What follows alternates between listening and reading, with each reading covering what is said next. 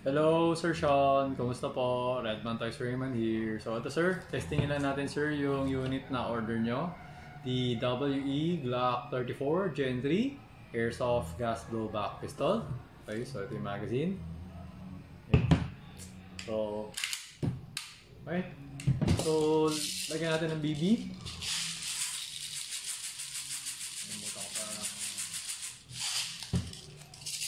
So we're using 0.2 for testing, no? For testing lang naman. Pwede mo rin naman siya gamitin kapag for plating, kapag malapit lang yung tina-target mo. Kasi kapag medyo malayo, medyo magalaw pag 0.2. Kaya pag medyo malayo, kailangan medyo mabigat yung bala. Okay? So ito, for testing lang naman. Lagyan natin ng 6. Okay? So, green gas. Okay. Chrono. Yan. 0, 0. Okay. Always remember to keep your trigger finger out. Make sure that the muzzle is always pointed at a safe direction.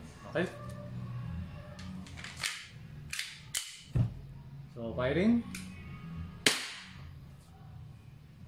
Lakas. Ayan, 383.2. So, medyo malamig pa dito, no? Kasi 24/7 yung AC dito sa room. So, if ever na normal room, sa mainit yung panahon ngayon, siguro baka nag 390 to or baka nag 400 FPS to. Lakas. 376. Okay. So, maganda. Okay naman. Okay yung unit. Wala tayong problem. Putok lang natin, ubusin lang natin yung 6. Pag naubos yung 6, wala na tayong problem. Tapos, check lang natin kung mag-open chamber. Okay? Okay na to. Nakakapagod mo ganun eh.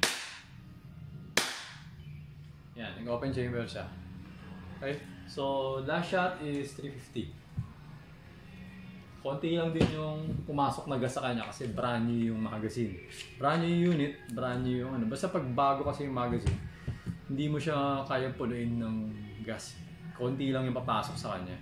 Kaya 6 lang yung niloload ko. Ganun. Okay? So, ayun Sir Sean, okay na tong unit mo. No? So ako ginagawa ko, hinihila ko. Ginaganon ko. Tapos ito, may spring to bababa. Pero pwede mo rin naman ganunin. Gamitin mo to. Push down mo, okay? Ang problema lang sa ganun, meron yun parang consequence. Sa future, mapupudpud kasi merong kanal yan eh, ano. Yung kanal na yan, mapupudpud. So, ngayon, medyo diretso yan. Sa susunod, nakaganyan na yan. So, pag nakastand yan, kasi nga nakakayod siya. So, pag nakayod yan, sa susunod, hindi na siya mag-open chamber kasi yung lock, di ba nakaganon yung lock? Paano ba? Ganyan. So, pagka umatras, so aangat yung lock, so dapat nakalock, di ba? Lalak siya dito, ganun. Sa susunod, kapag nakayod na yan, nakaganon na siya, di ba? So, ito, nasa baba. So, ito, nakaganon. So, biglang umatras. Pag angat itong lock,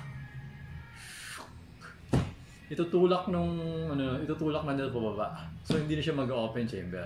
Yun yung dahilan kung bakit ako parate. Kahit sa mga personal units ko, hinihila ko lang talaga siya. Hindi ko siya ginaganon. Okay. Siguro pagka sa tunay na baril, pwede. Kasi sa tunay na baril, this is made of steel. Kaya matigas. Sobrang tigas yung bakal. Pag sa tunay na baril kasi sobrang tigas. Ito kasi ano lang to, zinc alloy lang to eh. So metal siya, pero it's a zinc alloy. Kaya mas malambot siya. Kaya mas maganda hilain mo na lang. Okay? Tapos, hammer down. Walang magazine. Hammer down. Para maging safe yung pistol. Ayan. Hindi siya puputok. Okay? So, ayun, Sir Sean. Okay na tong unit mo. So, I'm going to pack it. And then, dadali ko na siya sa courier tomorrow. Okay? So, ayun, sir. Until next transaction, thank you for your order. Always remember to stay safe, stay great, be good, and be thankful always. God bless po, sir. Bye-bye.